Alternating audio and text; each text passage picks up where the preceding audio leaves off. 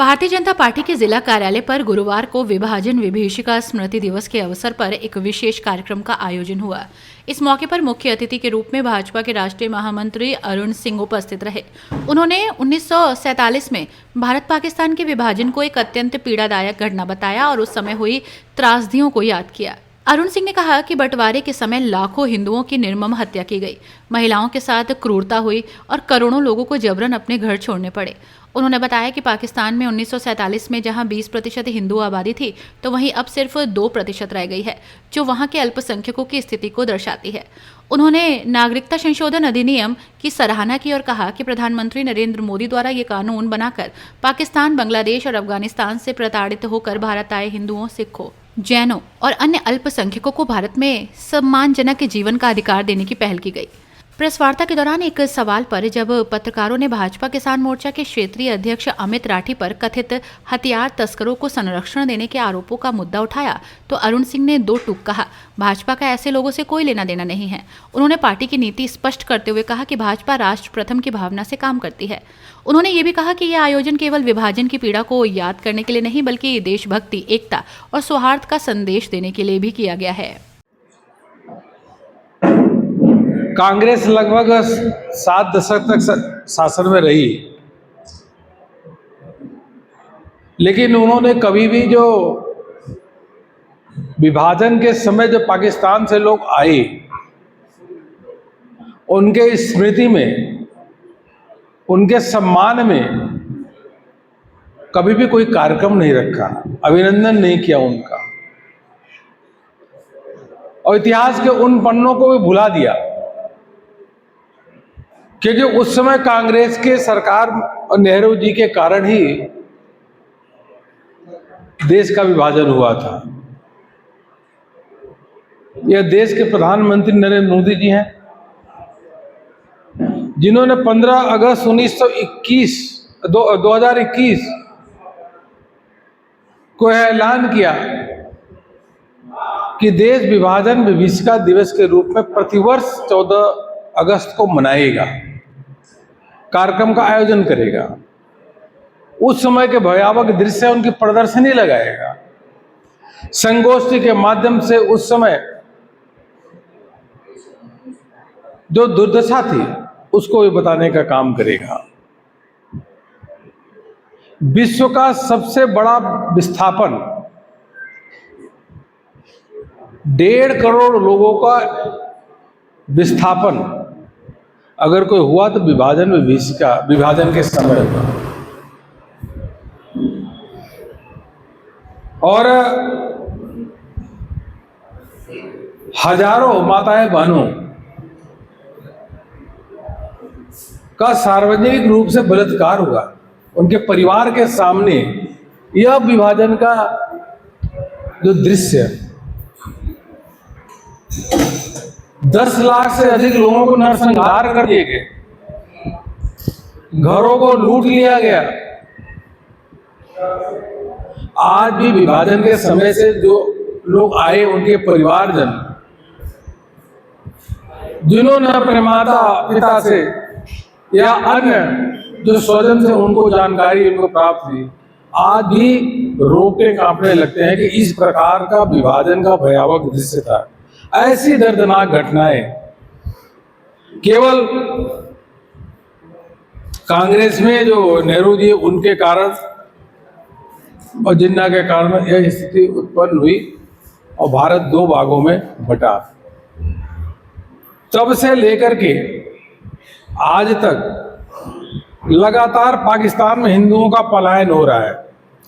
1947 में जब देश का विभाजन हुआ तो पाकिस्तान में 15 से 20% हिंदू थे। आज हिंदू वहां पे 2% है, केवल 2%, 15% से घटते घटते 2%। बांग्लादेश में 28% हिंदू थे, जो केवल 8% हिंदू बचे हैं। या तो उनका जबरन धर्म परिवर्तन किया गया, जो पाकिस्तान और बांग्लादेश में हिंदू रहते थे, या उनकी हत्या की गई, या वो पलायन कर गए। नहीं तो 15% से 2%, 28% से 8% पाकिस्तान और बांग्लादेश में हिंदुओं की संख्या कम हुई। हम प्रधानमंत्री जी का धन्यवाद देते हैं, पूरा देश धन्यवाद देता है कि CAA ले आकर के पाकिस्तान और बांग्लादेश से जो हिंदू जो भारत आए उनको नागरिकता देने का काम अगर कोई किया है तो देश के यशस्वी प्रधानमंत्री नरेंद्र मोदी जी ने यह काम किया है। आखिर उन देश के हिंदू कहां जाएंगे? वहां शब्द बोलती नहीं है इसके खिलाफ। जो दलितों के खिलाफ वहां पे नरसंहार जिन्ना जो थे, वो जिन्ना जो उसने बोला कि नरसंहार नहीं हो रहा, हम एक कमेटी बना देते हैं, एक मंत्री बना देते हैं। तो जगन्नाथ मंडल को मंत्री बनाया। जगन्नाथ मंडल को मंत्री बना करके अपनी एक छवि बचाने का काम, साख बचाने का काम जिन्ना ने किया। लेकिन जिन्ना इतना बदमाश था, जगन्नाथ मंडल जो दलित समाज से उनको बार बार उनको अपमानित करते थे, तिरस्कार करते थे, वो रिजाइन किए। 35 पेज की किताब, 35 पेज की उन्होंने, हाथ से 35 पेज उन्होंने लिख करके एक रिपोर्ट दी कि किस प्रकार से दलितों के कत्लेआम हो रहा है, अत्याचार हो रहा है, जबरन धर्म परिवर्तन हो रहा है। बहुत भावुकता वाली कहानी है। और उसके बाद जगन्नाथ मंडल भारत आ गए। इन सब चीजों की जानकारी लोगों को रहे, इसलिए विभाजन विभीषिका के समय ऐसे कार्यक्रम का भारतीय जनता पार्टी, केंद्र सरकार आयोजन करती है। क्योंकि जो देश अपने इतिहास को याद रखता है वही देश सजीव रहता है। कल हमारा 15 अगस्त का 79वां स्वतंत्रता दिवस है। पूरे देश भर में धूमधाम से मनाया जा रहा है। तिरंगा यात्राएं निकल रही हैं। आप देखिए कि प्रधानमंत्री मोदी जी के आने से पहले देश में तिरंगा यात्रा नहीं निकलती थी। हर घर तिरंगा का कार्यक्रम नहीं होता था। चाहे अन्य कोई संस्था हो, लगातार उन पर प्रश्न खड़ा करना, SIR के मुद्दे में इतने दिन स्पेस लेकर के संसद में हंगामा कर रहे हैं कांग्रेस के और विपक्ष के पार्टी के लोग। बिना मुद्दे के हजारों की संख्या में प्रश्न जो लगे हुए थे, जनता से जुड़े हुए प्रश्न हो, चाहे 0 आवर में प्रश्न हो, वह जनता से जुड़े हुए प्रश्न संसद में उठ नहीं रहे। और जनता एक प्रतिनिधि बना करके सांसद को भेजती है। संसद एक ऐसा एक सुनहरा पटल है, स्थान है, जिसके अंदर जनता के मुद्दे को हम उठा सकते हैं। लेकिन कांग्रेस पार्टी और समाजवादी पार्टी इतनी गैर जिम्मेदार हो गई है, इतनी नकारात्मकता इनके अंदर में आ गया है कि बिना मतलब का एक मुद्दा उठा करके सारे के दिन संसद को नहीं चलने दे रही है। देश की जनता देख रही है, इनको करारा जवाब देगी। चुनाव आयोग को प्रश्न चिन्ह खड़ा करना, यहां तक कि अब कोर्ट भी उनको, राहुल गांधी को खरी खोटी सुना रहा है कि आप बिना देखे कोई चीज मत बोला करो। और इसीलिए इनका बुरा हाल हो रहा है। एक जीत गए, एक हार गए, और जिस सरजमी पर आप बैठे हैं उसके वे मंत्री गए। तो क्या संगठन इस चीज को इजाजत देती है कि आमने सामने चुनाव? पहला सवाल तो मेरा ये है। दूसरा सवाल आपके क्षेत्रीय अध्यक्ष जी भी है सामने। पहले इसका बता दो, 2 कारण थे, भूल जाऊंगा पहला। बस खत्म कर रहा हूँ। दूसरा सवाल मैं जानता हूँ, एक साथ ही आप बताएं। क्षेत्रीय अध्यक्ष हैं आपके सामने। मुजफ्फरनगर में अभी भोपा थाने के अंदर 16 लोग अवैध असला के कारोबार में पकड़े गए हैं जेल में। जो पुलिस की विवेचना की जो जानकारी है और जो पुलिस के पास एक साक्ष्य आया है, उसमें आपके क्षेत्रीय मंत्री का नाम आ रहा है, बाकायदा लिखित रूप में पुलिस की रिपोर्ट। या पार्टी ऐसे लोगों को सपोर्ट या समर्थन कर रही है? मैं दो सवाल जानना। देखिए, भारतीय जनता पार्टी एकमात्र ऐसी पार्टी जो कार्यकर्ताओं की पार्टी है, विचारधारा से चलने वाली पार्टी है। पार्टी के अंदर न कभी अंतरकलह था, न अंतरकलह है, न अंतरकलह होगा, क्योंकि पार्टी पे अधिकार कार्यकर्ताओं का होता है, नंबर 1। नंबर 2, कॉन्स्टिट्यूशन क्लब के चुनाव के बारे में जहाँ आपने कहा, तो स्वतंत्र रूप से कोई भी चुनाव लड़ सकता है। और तो और भारतीय जनता पार्टी के अंदर भी संगठन का चुनाव होता है। अभी चुनाव संपन्न हुआ ना जिलाध्यक्षों का, तो वहां भी कार्यकर्ता लड़ते हैं, तो वहां भी लड़ लिए कार्यकर्ता। यही तो लोकतंत्र की खूबी है। तीसरा,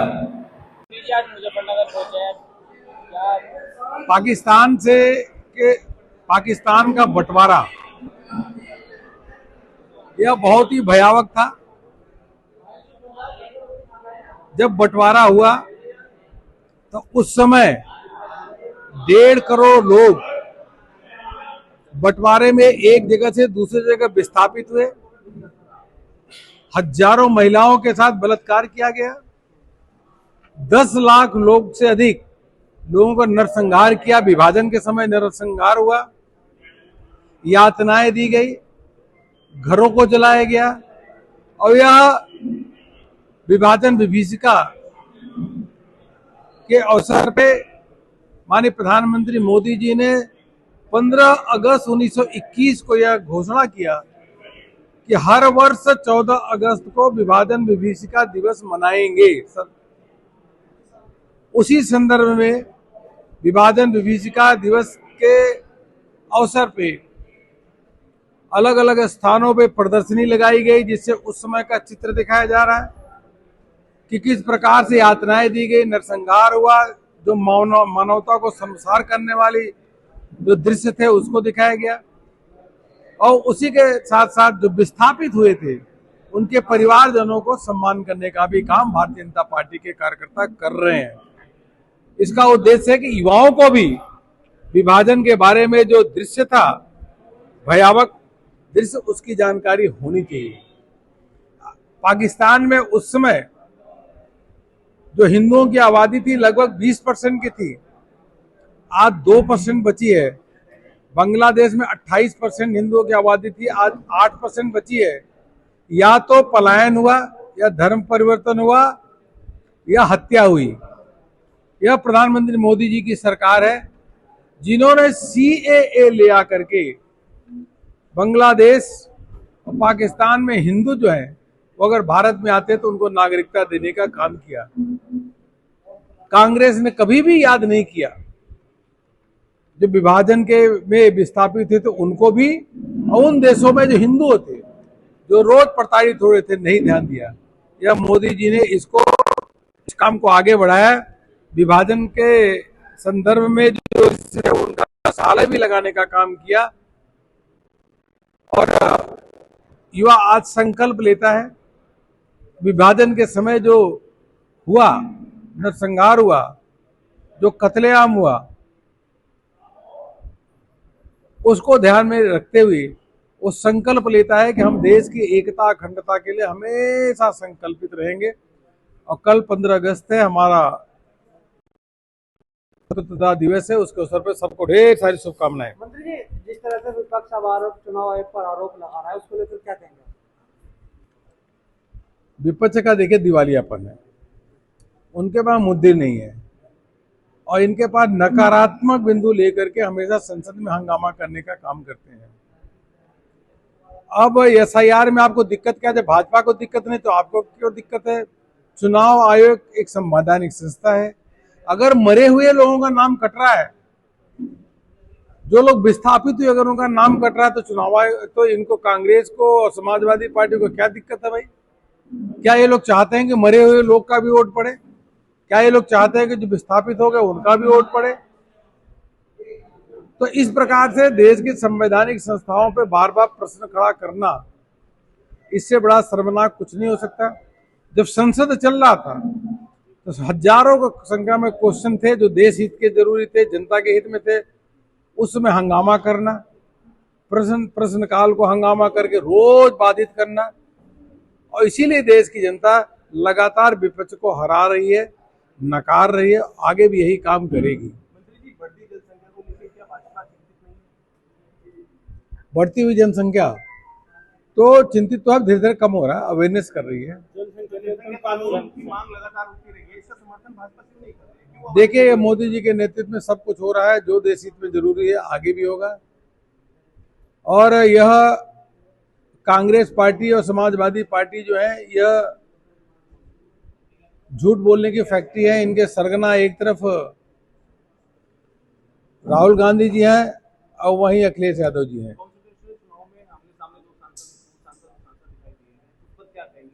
तो इसमें क्या दिक्कत है? तो भाजपा का जिला अध्यक्ष होता है, उस चुनाव में भी 2-4 लोग होते हैं। संजीव बालाजी ने भाजपा का जब विधानसभा का टिकट होता है उसमें भी 10 लोग आते हैं। संजीव बालाजी ने आरोप लगाया वोट को लेकर। और दूसरी बात क्या है, अगर मान लो कोई चुनाव लड़ रहे हैं तो दिक्कत क्या? यही तो भाजपा में लोकतंत्र है।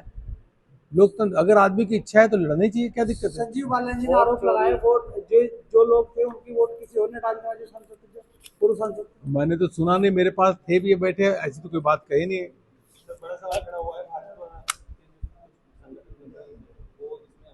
मंत्री जी कह रहे थे इस तरह की प्रेस कॉन्फ्रेंस।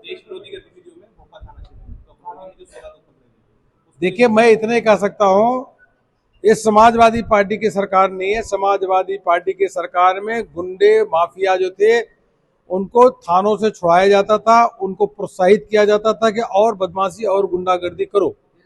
यह भारतीय जनता पार्टी और योगी जी की सरकार है। कोई भी व्यक्ति हो, किसी भी पार्टी का व्यक्ति हो, उस पर कठोर कार्रवाई होती है। इसलिए कानून का राज यहाँ पे है। धन्यवाद। पहले फोन करते थे और अब खुद उनका नाम आ रहा है। खुद उनका नाम भैया, मैं ये कह रहा हूँ कि 2017 से पहले एक बार इसे देख लो। आपको जो समाजवादी पार्टी की सरकार थी, दंगों का प्रदेश था, अपराधी माफियाओं का प्रदेश बन चुका था।